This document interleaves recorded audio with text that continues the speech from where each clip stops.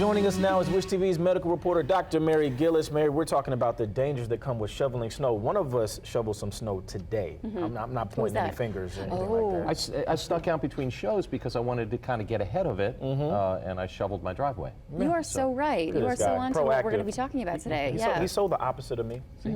I done good. Yeah. You done good. Okay, so yeah, you can actually have a heart attack because when you lift heavy things such as snow with a shovel, you hold your breath. And we don't want to hold our breath while we're lifting anything heavy, but shoveling in snow today, it's heavy, and it's what's called the Valsalva maneuver. Your blood pressure spikes dramatically, putting pressure on your chest because you have a closed epiglottis, so that airway cannot go through and pass through when you exhale. Hence the pressure, essentially, if it's too much pressure, your heart attack, your heart, I would say, explodes. That's a little intense, but heart attack is heart attack. So we have some tips on how to prevent this from happening while you're out there in the cold. But first I want to toss to Tim Harms at the American Heart Association. He talks about signs and symptoms of heart attack. So let's take a listen to what he had to say. Well, it's very important to really, be in touch with your body. Nobody knows your body better than you do. And so when things start feeling, out of sorts, unusual, not right, it's important to pay attention to those signs. Typically, a heart attack starts in the center of the chest, and sometimes you'll feel very intense pain and sudden pain. Other times it's a little more subtle and comes on over time. But the typical heart attack is going to start with pain and discomfort in the chest. Could also include shoulder pain, neck, jaw pain. Those are some typical signs. For women, sometimes it's a little more subtle. It can be some nausea and maybe more often back pain instead of chest pain.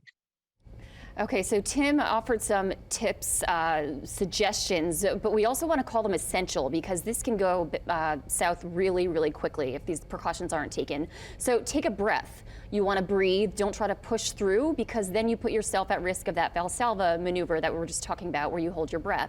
Shoveling is strenuous. This is a strenuous activity. So this means going out more often instead of waiting for the snow to pile up. George, nice job. Depending on your conditioning level, don't let 1 or 2 inches accumulate more than that. Make it easy on yourself.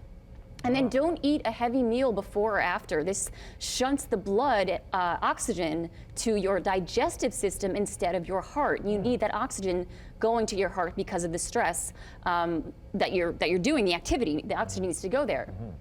Use a smaller shovel. This was one I hadn't heard of for lighter loads. It's also recommended to push the snow instead of shoveling at times. But again, don't hold your breath because we know it can be really dangerous and potentially deadly.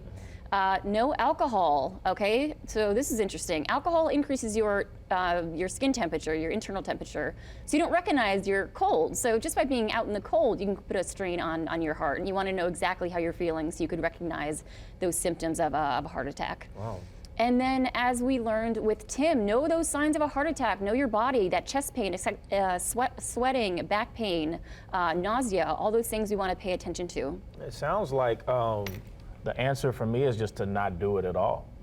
I was going to say, hire the kid next door. Yep. That's one possibility. Right? Get somebody else out there because that seems like a risky task now. And but make sure he watches this segment beforehand, though. Okay. All right. There we go. I think he's like 16. Are we good there? Yeah, I think so. Yeah.